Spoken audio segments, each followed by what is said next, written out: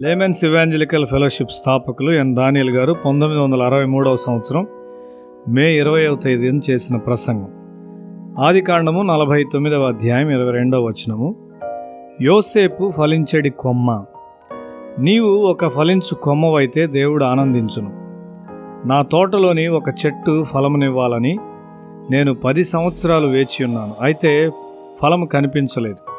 కాబట్టి అది నరికివేయబడాలని నేను చెప్పాను. సులభముగా దాన్ని నరికివేశారు.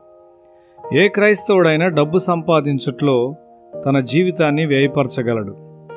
అతడు ఒక ఇంజనీరు కావచ్చు, కానీ డబ్బు సంపాదించుటలోనే తన జీవితమును వ్యయపరిచినట్లయితే అది ఒక ఫలమునిచ్చు చెట్టును వంట చెరకు కొరకు ఉపయోగించినట్లుగా ఉండును. యోసేపు జీవితము ఆ విధమైంది కాదు. అతడు ఒక ఫలించెడి కొమ్మ. తన తండ్రి, సహోదరులు మరియు రక్త సంబంధులు అతని జీవిత ఫలమును తినుచున్నారు.